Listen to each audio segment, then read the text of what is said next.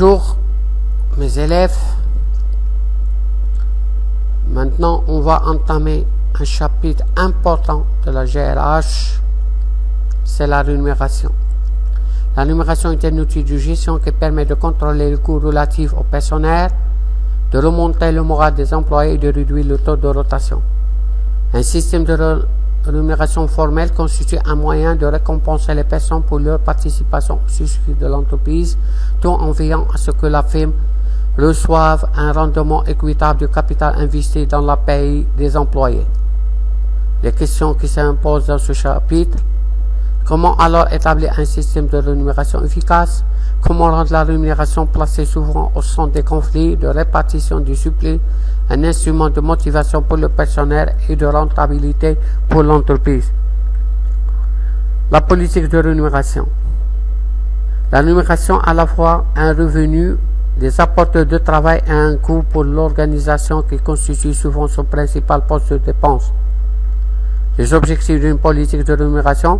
Pour l'entreprise, une politique de rémunération doit, premièrement, contribuer au développement de l'entreprise. Deuxièmement, améliorer la productivité. Troisièmement, attirer et maintenir les compétences. Quatrièmement, réaliser la paix sociale, etc.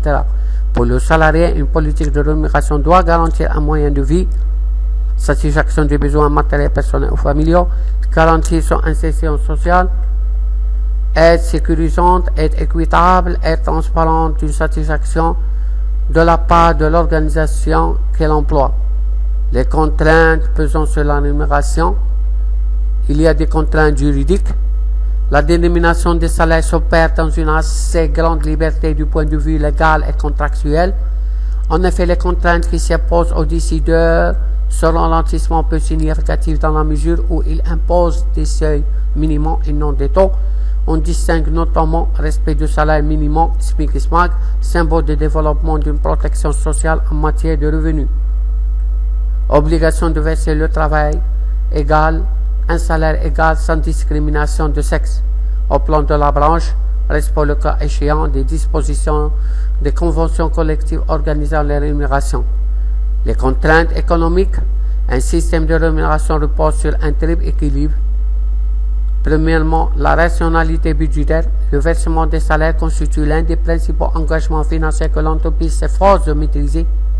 Il est considéré comme étant une véritable décisive de la politique financière de l'unité. Il y a deuxièmement, compétitivité externe. Les nouveaux moyens de rémunération dans différents secteurs pour différentes catégories professionnelles constituent des points de référence déterminants dans la fixation du taux de rémunération de l'entreprise. Ainsi, pour l'entreprise, payer des salaires très inférieurs au taux de marché risque de détériorer la qualité de ses ressources humaines, et payer des salaires supérieurs risque d'affaiblir sa compétitivité prix. Troisièmement, équité interne. Il s'agit de l'adéquation entre le niveau et le type de contribution du salarié et ceux de sa rémunération. La performance du personnel dans le travail doit être justificative de sa progression dans l'entreprise. Attention, l'équité renvoie l'entreprise à un système de rémunération basé sur l'individualisation des salaires et sur la méritocratie. Maintenant, les formes de rémunération. Premièrement, salaire au temps. La rémunération est calculée sur la base du temps de présence du salarié chez son employeur. Ce système réduit la motivation du salarié et sa productivité. Salaire au rendement. Il consiste à lier le niveau de rémunération au volume de la production. Ce processus est critiqué par les responsables des ressources humaines et les organisations de travailleurs. Il ne concerne d'ailleurs qu'une minorité du personnel technique.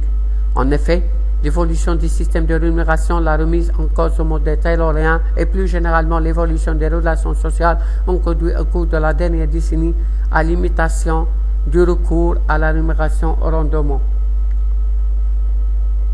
Troisièmement, salaire à prime.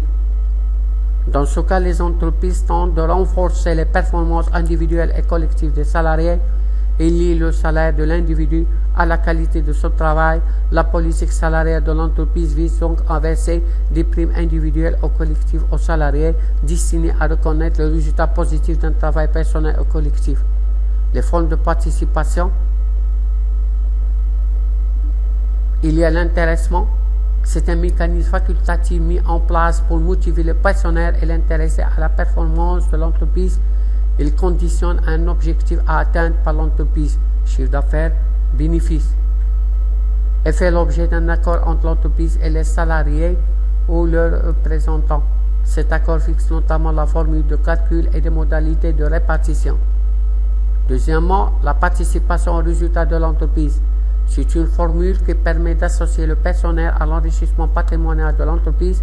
Il s'agit de redistribuer à l'ensemble des salariés de l'entreprise une partie de bénéfices selon une formule fixée par accord entre l'employeur et les représentants des employés.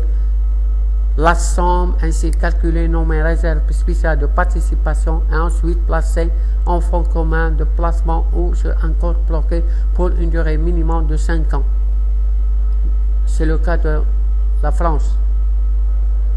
Troisièmement, plan d'épargne d'entreprise. C'est un dispositif de temps que toute entreprise peut mettre en place via un accord avec les partenaires sociaux ou par une décision unilatérale de l'employeur. Les salariés peuvent effectuer des versements volontaires que pour l'entreprise peut compléter par un abondement qui est toujours facultatif. La participation et l'intéressement peuvent également être investis dans un plan d'épargne d'entreprise. Les fonds ainsi versés sont placés en OPCVM, organisme de placement collectif de valeurs mobilières, ou en actions de l'entreprise et seront disponibles pendant 5 ans, sauf le cas de déblocage anticipé, cessation de contrat de travail, invalidité, décès, création d'entreprise. Le dernier stock option, c'est un outil permettant à l'entreprise d'attribuer à certains de ses cadres le droit d'acquérir ses propres actions à des conditions privilégiées. Connu sous le nom plan d'option en action, cette formule de rémunération constitue une forme d'intéressement et de participation au capital. Les formes de participation permettent de motiver et de responsabiliser le personnel, néanmoins, ils restent faiblement mis en œuvre au Maroc. Merci de votre attention et jusqu'à la prochaine vidéo.